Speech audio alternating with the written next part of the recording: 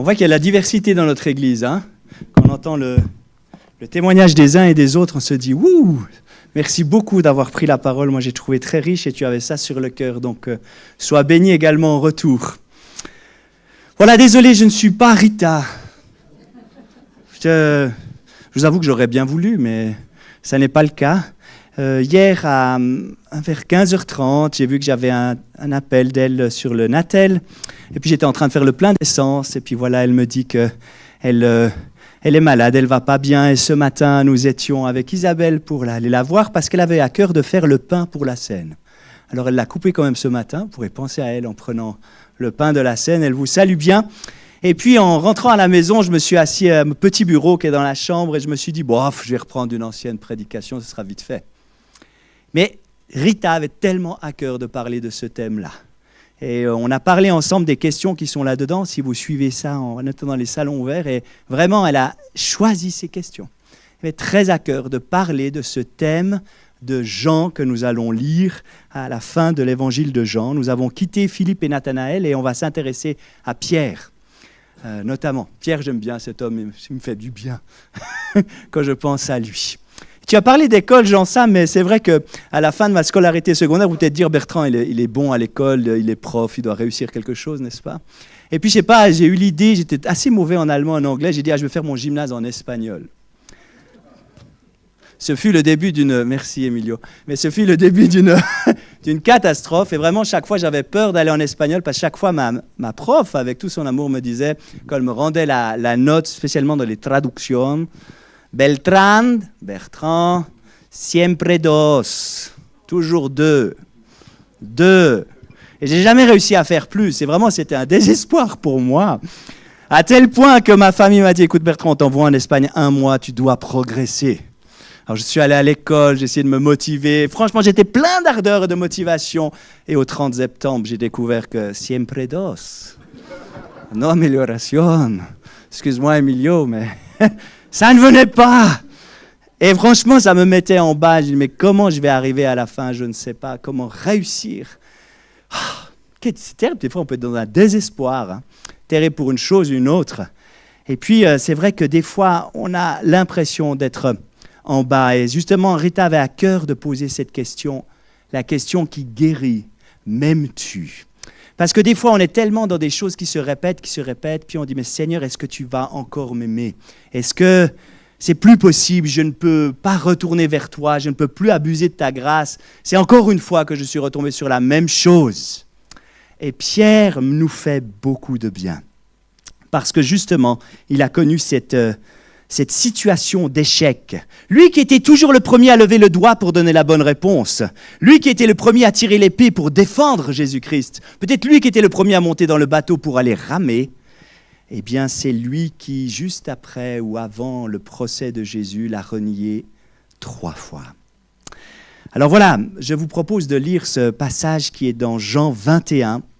Alors que Pierre avait renié Jésus 3 fois, que Jésus a eu ce procès, qu'il s'est fait ensuite condamner à mort, mis à la croix. Il y a eu cette résurrection 3 jours après. Il est apparu à ses disciples, donc il y a eu un contact certainement avec Pierre. Il ne le voyait pas tellement, en fait, ce Christ ressuscité. Et Pierre dit, je m'ennuie, je vais aller pêcher. C'est ce qu'il savait faire. Donc il retourne pêcher, il emmène évidemment des gens avec lui parce qu'il a ce talent de leader. Et ils vont pêcher toute la nuit, ils ne récupèrent rien. Il y a un homme qui leur fait depuis le rivage, « Ouh, coucou, vous allez bien ?» Non. Allez-y, jetez le filet. Et c'est à nouveau une pêche miraculeuse. Vous connaissez l'histoire, n'est-ce pas? Et Jean, qui est là, dit, « C'est le Seigneur. » Et Pierre saute à l'eau et va à sa direction. Alors qu'il était tout nu, nous dit la parole, il s'habille. Moi je dis, pour nager, c'est un peu stupide de mettre un vêtement, mais... Voilà, il y va parce qu'il veut peut-être paraître présentable. Et vous imaginez ce Pierre tout mouillé devant le Seigneur. Et le Seigneur va les accueillir, ils vont manger ensemble. Alors je vous propose qu'on lise, vous pouvez lire avec moi jusqu'ici ou bien ouvrir vos Bibles dans Jean 21 à partir du verset 15. Lorsqu'ils eurent mangé, Jésus dit à Simon-Pierre, et Rita m'a rendu attentif sur ce mot, Simon-Pierre, fils de Jonas.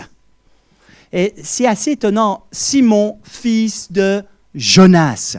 Au tout début, lorsque Jésus avait appelé Pierre, son disciple, il lui avait dit « Simon, fils de Jonas ». C'est un petit peu retour en arrière, tu vois. Tu as été 3 ans avec moi, hop, on revient au début, là où je t'ai appelé la première fois. Simon, fils de Jonas, m'aimes-tu plus que ceux-ci ? Il lui répondit, oui Seigneur, tu sais que j'ai de l'amour pour toi. Jésus lui dit, nourris mes agneaux. Il lui dit d'une seconde fois, Simon, fils de Jonas, m'aimes-tu ? Pierre lui répondit, oui Seigneur, tu sais que j'ai de l'amour pour toi. Jésus lui répondit, prends soin de mes brebis. Il lui dit la 3e fois, Simon, fils de Jonas, as-tu de l'amour pour moi ? Pierre fut attristé de ce qu'il lui avait dit la 3e fois, as-tu de l'amour pour moi ? Il lui répondit, Seigneur, tu sais tout, tu sais que j'ai de l'amour pour toi. Jésus lui dit, nourris mes brebis. En vérité, je te le dis, quand tu étais plus jeune, tu mettais toi-même ta ceinture et tu allais où tu voulais. Mais quand tu seras vieux, tu tiendras les mains, c'est un autre qui attachera ta ceinture et te conduira où tu ne voudras pas. Il dit cela pour indiquer par quelle mort Pierre révélerait la gloire de Dieu. Puis il lui dit, suis-moi. Pierre se retourna et vit derrière eux le disciple que Jésus aimait, Jean donc, celui qui pendant le souper s'était penché vers Jésus avait dit, Seigneur, qui est celui qui va te trahir ? En le voyant, Pierre dit à Jésus, et lui, Seigneur, que lui arrivera-t-il ? Jésus lui dit, si tu veux qu'il vive jusqu'à ce que je revienne, en quoi cela te concerne-t-il ? Toi, suis-moi. Waouh! Rita avait tellement à cœur de vouloir vous parler ça. Lorsqu'on allait la voir ce matin, elle avait mal à la nuque et la tête, mais elle voulait parler de cela, de cet amour. Alors, en regardant le texte, j'ai trouvé 4 directions. La question, la mission, la révélation et la vocation. Vous savez que j'aime bien les trucs de poésie qui finissent par ion. Voilà, j'ai un petit peu mon dada. Hein. Mais c'est le seul truc pourquoi j'utilise ChatGPT, parce que c'est super. Hein. Je vous dis 4 mots en ion et chat qui sort. C'est assez sympa, ça m'aide beaucoup. Mais moi, je trouve que ça m'aide à retenir quelque chose là-dedans. Et c'est vrai qu'il y a d'abord cette question insistante. M'aimes-tu ? Parce que rappelez-vous, en Luc 22, 31, Jésus avait prévenu Simon-Pierre qu'il allait le trahir. Vous vous rappelez pendant ce repas ? Il lui avait dit, tu vas me trahir. Satan vous a réclamé pour vous cribler comme le froment, mais moi j'ai prié pour toi, afin que ta foi ne défaille point. Et toi, quand tu seras converti, affermis tes frères. Et là, Pierre dit, mais Seigneur, je suis prêt à aller avec toi en prison et à la mort. Et Jésus lui dit, Pierre, je te le dis, lorsque le coq chantera, tu m'auras déjà renié 3 fois. Il avait dit à l'avance. Jésus lui avait annoncé. C'est assez dingue quand même. Jésus savait à l'avance. Mais il l'accueille quand même en ce moment-là sur le rivage. C'est fou, hein ? Et c'est Jésus qui va faire le premier pas. Parce qu'il avait déjà vu peut-être que Pierre, il aurait voulu lui dire quelque chose, mais il n'a encore rien dit. Il était bloqué. Et c'est Jésus qui vient le chercher et lui dit, m'aimes-tu ? Vous voyez ? Et ça, je trouve ça magnifique. Et la deuxième chose que j'aimerais vous dire, c'est que Jésus le fait en public. Il ne le fait pas en privé juste avec Pierre. Il le fait avec les autres, afin que tout le monde puisse l'entendre. Ils étaient en train de manger ensemble et il lui pose cette question. Alors, vous savez, dans ce texte, on parle souvent des mots grecs qui vont concernant l'amour. Est-ce que vous les connaissez ? Moi, je suis sûr que certains les connaissent déjà. Je vais les mettre là. Agapé, philéo et éros. Ah ouais, c'est vrai, j'avais déjà entendu ça. Hein. Éros est plutôt un amour sentimental, voire un amour sexuel. Philéo, c'est l'amour qu'on pourrait dire fraternel. Et agapéo, c'est l'amour inconditionnel, l'amour qui n'a pas de fin. Mais en fait, ces mots sont assez interchangeables. Et c'est vrai, souvent, nous avons dit, parce que Jésus va chaque fois dire, m'agapéo, est-ce que tu m'aimes d'un amour inconditionnel ? Et Pierre va chaque fois répondre, je t'aime, philéo, d'un amour relationnel. Et la deuxième fois, il va reposer la question, est-ce que tu m'aimes, m'agapéo ? Et il va répondre une deuxième fois, philéo, je t'aime d'un amour fraternel. Et la troisième fois, le verbe change et il dit philéo. Et il répond philéo. C'est comme si Jésus s'abaissait à la hauteur de Pierre pour lui montrer sa grâce. Mais j'ai lu 2-3 commentaires qui disaient que justement, notamment de Henri Blocher, je trouvais quand même assez bon, hein, qui disait qu'au fait, ces mots sont interchangeables. Et on peut vraiment les changer. Et au fait, ça peut avoir de l'importance, mais pas autant que ça. Et je me suis plutôt intéressé sur ce fait, pourquoi il lui pose 3 fois cette même question. Vous savez, le 3 fois, ça arrive souvent dans la Bible, n'est-ce pas? On dit 3 fois « Saint, Saint, Saint » est le Seigneur. Hein? Il y a des mots qui sont répétés comme ça 3 fois. Pourquoi cette même insistante qui est mise chaque fois là? Alors peut-être vous me direz, oui, c'est peut-être pour les 3 reniements. Ouais, c'est possible. Mais pourquoi ce 3 fois? Même tu. Alors le fait d'aimer, est-ce que ce n'est pas le premier commandement que Dieu nous demande? Tu aimeras ton Dieu de tout ton... Waouh, vous êtes encore là, merci. De toute ton force et de toute ton intelligence. Dans l'Ancien Testament, il y en a 3, mais Jésus en a rajoute un 4e, c'est l'intelligence. 4. Force, âme, intelligence, cœur. Ouais, voilà, j'ai dit dans le mauvais sens, désolé. Hein. Ouais, mais c'est ça. Hein, et c'est amour qui est là. Et vous voyez, au bout de la 3e fois, au verset 17, vous avez peut-être été attentif à ça, Pierre fut attristé que c'était la 3e fois qu'on lui demande encore « m'aimes-tu » ? Mais on voit que Jésus le renouvelle 3 fois parce qu'il l'a renié 3 fois. Pierre pensait qu'il fallait être un disciple fort, qu'il fallait être quelqu'un de solide, qu'il fallait quelqu'un qui donne tout, qu'il fallait être engagé jusqu'à la mort, qui devait se montrer devant son maître comme étant l'homme le plus fort de tous, qui choisissait les élites. Des fois, moi aussi, je crois ça. Il faut être le meilleur, il faut être bon. Allez, go! Mais au fait, nous voyons que nous avons un Dieu qui vient nous rechercher là où nous sommes parce qu'il nous connaît tels que nous sommes. M'aimes-tu? M'aimes-tu? Et je me suis posé cette question à moi-même et je vous la pose à vous. Est-ce qu'on aime? C'est la question fondamentale. Jean Samuel, lorsqu'il a donné son témoignage, il a aimé. Il aime le Seigneur. Et il y a des fois où ma vie de prière, elle est complètement bloquée. Hein. Ne croyez pas parce que je suis pasteur que j'ai une vie de prière extraordinaire. Hein. Il y a des moments où je me trouve tellement mauvais, et je me dis, c'est dur, j'ai envie d'arrêter. Et les seules choses que j'arrive à dire, c'est « Seigneur, je t'aime ». C'est la base, au fait. L'amour est là, est tellement profond, il est là. On a envie de vivre avec toi. Mais c'est Jésus qui fait ce premier pas et qui vient nous rechercher et il te dit « M'aimes-tu » Ça paraît tellement basique quand on le dit, vous êtes d'accord?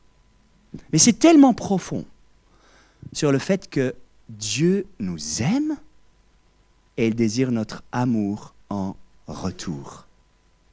Et pour Pierre, c'était un moment particulier parce que cet exemple, il avait quand même renié le Seigneur, qu'il avait suivi 3 ans. On aurait peut-être pu attendre de sa part qu'il vienne devant Jésus et qu'il lui demande « Pardon ». Est-ce qu'il l'a fait? Ça n'est pas mentionné. Mais à ce moment-là, Jésus le réhabilite, le remet à l'endroit où il est. Par cette phrase, « M'aimes-tu » Parce qu'il a payé le prix à la croix et qu'il nous offre cette relation à nouveau avec lui, avec Dieu. Et c'est une histoire, moi je trouve, fantastique. Alors essayez d'imaginer un homme ou une femme qui trompe son mari ou sa femme. C'est terrible. Comment retrouver la confiance? Et la femme et l'homme qui a été lésé peut dire, mais je te donne de nouveau l'occasion de me dire, je t'aime. Je te donne cette occasion-là. Ta déclaration à mes yeux a de la valeur, je te pardonne. Parce que l'amour est quand même la base de toute relation. Jésus ne se fait pas d'illusions sur nous. Il sait tel que nous sommes. Il sait que nous sommes faibles, que nous chutons. Mais il désire avoir de nouveau cette relation avec nous. Et parfois, je me le dis aussi après moi-même, je mets tellement de temps à revenir vers Jésus parce qu'il nous aime. Encore une fois, ça paraît tellement facile à dire, mais c'est tellement profond. Et Pierre a été réhabilité complètement. Il a été restauré. Parce que c'est ce que Jésus désire. Royan, un célèbre évangéliste, je ne sais pas si vous connaissez, a dit « Le mature est celui qui se reconnaît faible et qui apprend à se repentir vite. La maturité chrétienne n'est pas la capacité de l'homme à ne pas pécher, mais à tout de suite reconnaître quand le péché se pointe à sa porte et se rapprocher de Christ, à tout de suite quand il a chuté, venir se mettre à genoux et demander pardon.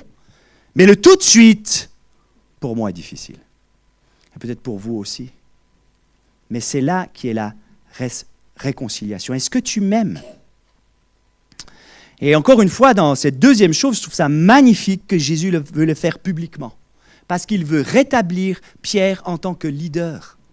Et à chaque fois qu'il lui dit, justement, m'aimes-tu, il lui dit, paie mes brebis. Il y a un lien, ceci, et j'en arrive avec le deuxième point, c'est la mission. Paie mes brebis. Franchement, est-ce que vous auriez choisi Pierre pour être le responsable de l'Église après ce qu'il a fait ? Nous, on est hommes. S'il y a quelqu'un qui fait ceci, qui a renié, on leur dit, ok, tu peux revenir, mais voie de garage. Hein? Voilà, t'es à la semi-retraite, tu attends un petit moment et ce sera bien fait. Mais avec Jésus, c'est pas ça. La réhabilitation, elle est complète. Et quand vous suivez dans Actes des Apôtres, vous voyez bien que celui qui parle, celui qui a le leadership, c'est Pierre. Complètement réhabilité. Et ça, c'est merveilleux, son cœur est complètement changé. Lui qui avait renié le Seigneur, paf, il est en première place. Et c'est lui qui parle de lui. Alors ça ne se passe pas chez nous, mais ça se passe aux États-Unis, comme beaucoup de choses se passent aux États-Unis. Mais imaginez une grande église qui aimerait un nouveau pasteur. À votre avis, il y a combien de postulations ? 30, 40 postulations. Oui, je veux être pasteur de cette église.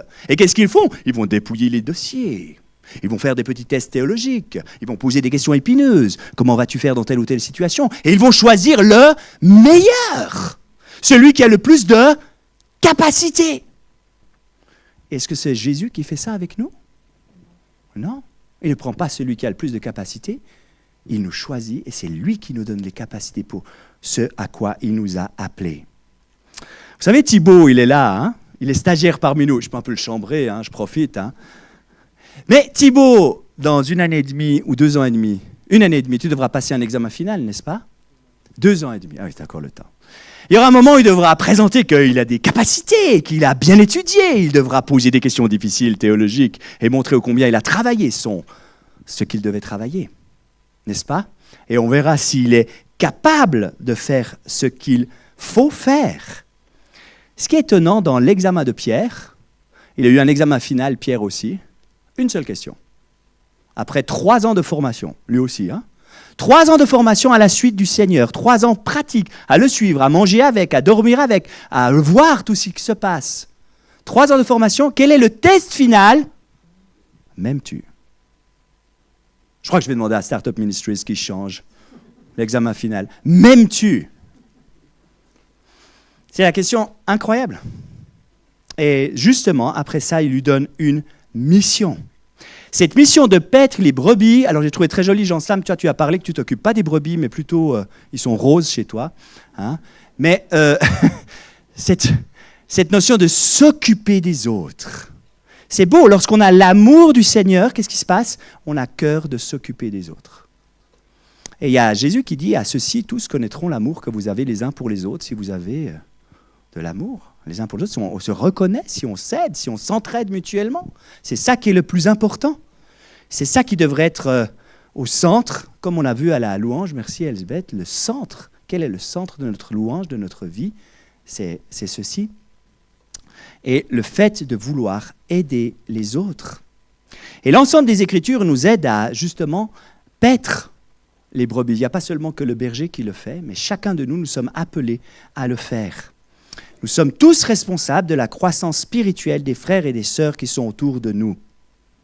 Alors, pourquoi le faisons-nous ?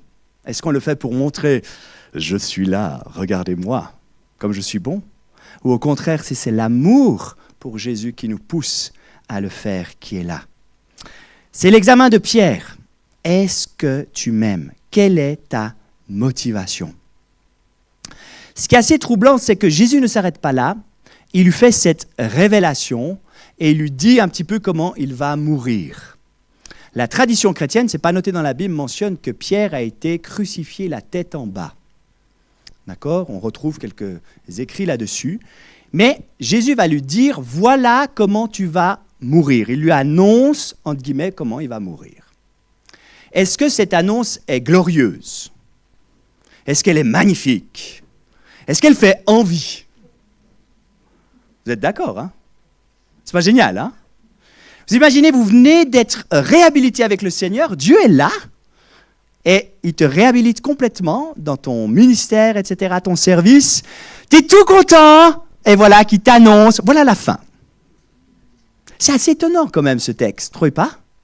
Hein? Comment ça se passe? Et il y a une certaine révélation qui lui dit, eh bien voilà, en vérité, je te le dis, quand tu étais plus jeune, tu te saignais toi-même, tu allais où tu voulais, mais quand tu seras vieux, tu étendras tes mains, et un autre te ceindra et te mènera où tu ne voudras pas.